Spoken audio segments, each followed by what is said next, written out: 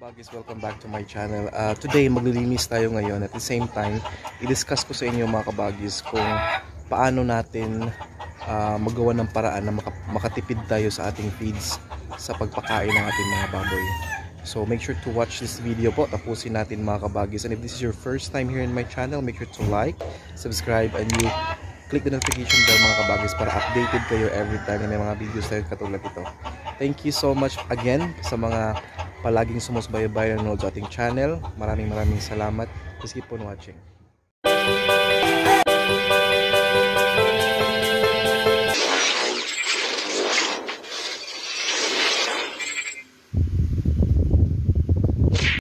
Ito sila mga kabagis, no?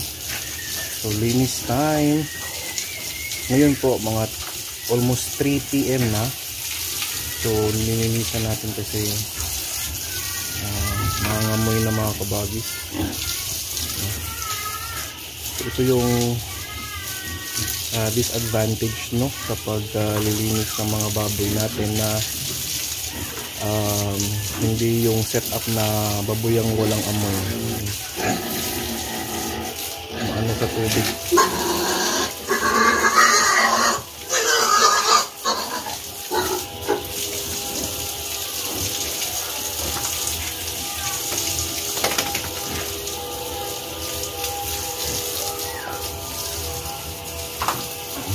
Alright, so yun nga, i-discuss natin yung mga kabagis, yung paano tayo makakapagtipid o makakatipid sa ating feeds habang nagpapakain tayo sa ating mga alaga.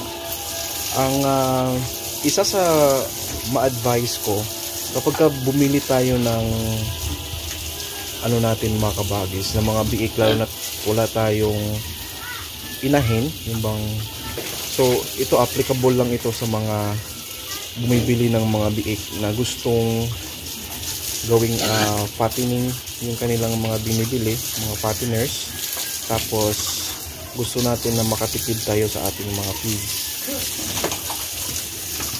Yan, ang gagawin natin is mga kabagis, bumili tayo ng mga biik na hindi maliliit. Napansin nyo yun, minsan may mga magbinta ng biik na mga kabagis, yung nagstay na sa kanilang kamay or sa pinapakain na nila ng mga 2 to 3 weeks na. Pansin nyo yung mga malalaki na yun, mga 10 kilos, 12 kilos, 15 kilos na, mga ganong klaseng biik.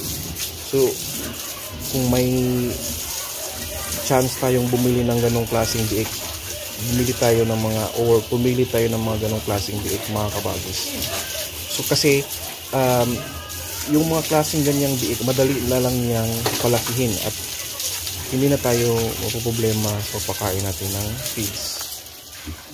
Balik tayo dun sa topic mga kabagis, no? So kung bibili tayo ng mga biik, dun talaga natin yung pagpapakain, kasi doon yung nakabase doon sa ating nabiling mga biik.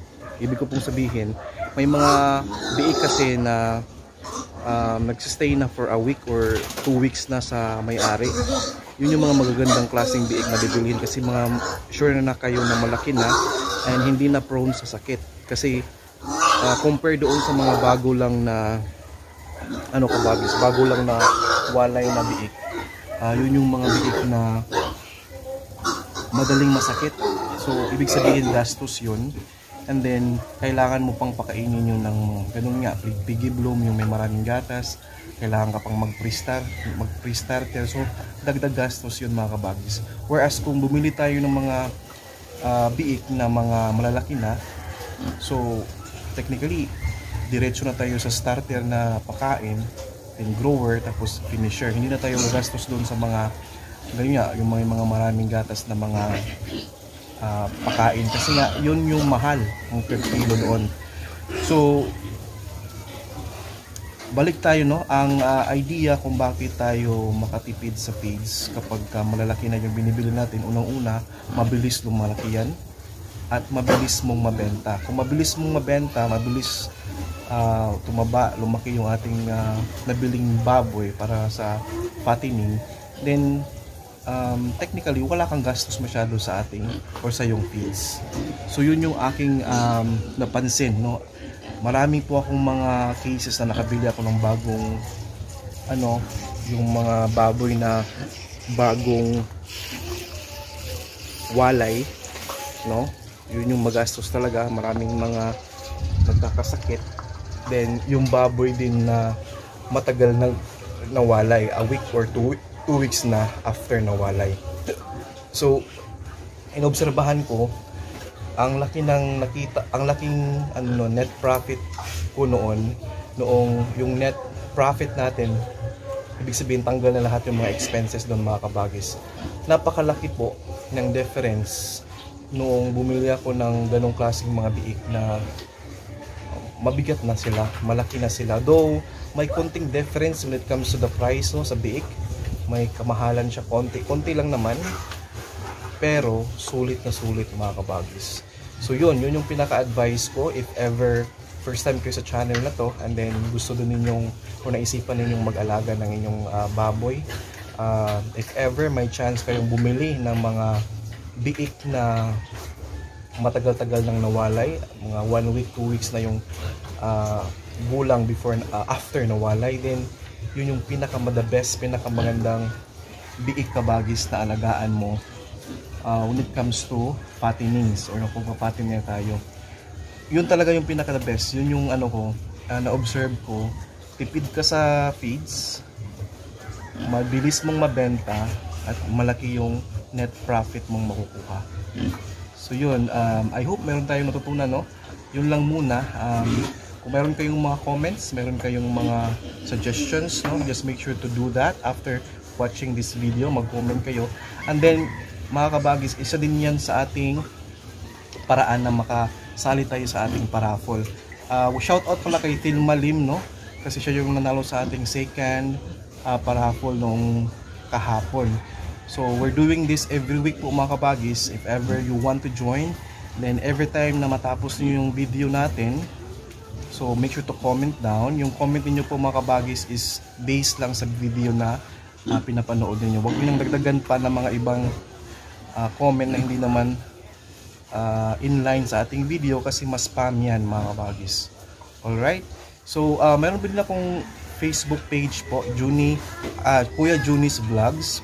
Make sure to follow din, mga kabagis. Ilalagay ko yung link sa description box para makita din ninyo, mga kabagis.